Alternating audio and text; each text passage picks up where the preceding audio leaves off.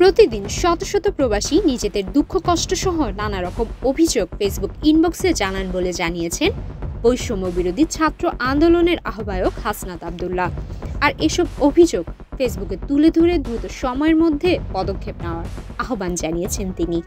মঙ্গলবার 11 ফেব্রুয়ারি বিকেলে নিজের ভেরিফাইড ফেসবুক আইডিতে দেওয়া এক স্ট্যাটাসে তিনি এই আহ্বান জানান।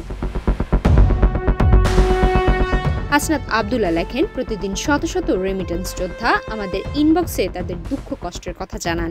অসংখ্য ভাই নিচের মেসেজটি বারবার করে পাঠাচ্ছেন। প্রবাসীদের বিষয়গুলো দ্রুত সময়ে অ্যাড্রেস করুন। প্রবাসীদের নিয়ে কয়েকটি এজেন্সি সিন্ডিকেট দ্বারা ভয়াবহ জালিয়াতির বিষয়গুলো তুলে ধরছে। প্রথমত, সৌদি রুটে গ্রুপ টিকেটের দাম বেড়েছে।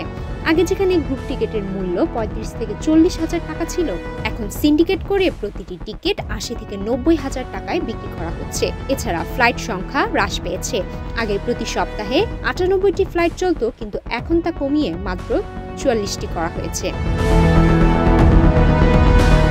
এদিকে সিন্ডিকেটের মাধ্যমে কৃত্রিম সংকট সৃষ্টি হয়েছে বলে প্রবাসীদের অভিযোগ। কিছু এজেন্সি আগাম বিনিয়োগ করে 4 থেকে 5টি এজেন্সির মাধ্যমে গ্রুপ টিকিট কৃত্রিম সংকটে রেখেছে। দ্রুত এই সিন্ডিকেট ভেঙে দেওয়া জরুরি। এছাড়া ব্ল্যাঙ্ক সিট বুকিং দেখিয়ে সংকট আরও বাড়ানো হচ্ছে। ফ্লাইটগুলোতে খালি সিট থাকা সত্ত্বেও ব্ল্যাঙ্ক সিট দেখিয়ে সংকট সৃষ্টি করা হচ্ছে। এছাড়াও প্রতিনিয়ত এয়ারপোর্টে যাত্রী হয়রানি বাড়ছে। বিভিন্ন অজুহাতে যাত্রীদের হয়রানি করে তাদের ফ্লাইট মিস করানো হচ্ছে। এরপর অন্য যাত্রী কন্ট্রাক্টে উঠিয়ে দেওয়া হচ্ছে। এতে প্রতি কন্ট্রাক্টে 1 থেকে 1,20,000 টাকা পর্যন্ত নেওয়া হচ্ছে। আরও রয়েছে ম্যান পাওয়ার ভিসা সংক্রান্ত দুর্নীতি। ম্যান পাওয়ার ভিসা অ্যাটেন্ডেন্টের নামে বিএমইটি বন্ধ রেখেছে, অথচ সৌদি বাংলাদেশ দূতাবাসে যোগাযোগ করলে কনসুলার জানান তারা এ বিষয়ে অবগত নন। নেওয়া হচ্ছে অতিরিক্ত টাকা।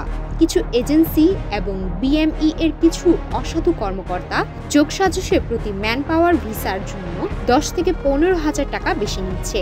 এই চক্র প্রতিদিন কোটি কোটি টাকা হাতিয়ে নিচ্ছে।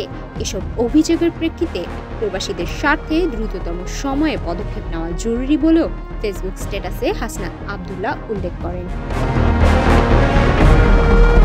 সুমাইয়া মিতু, বাংলাদেশ প্রতিদিন।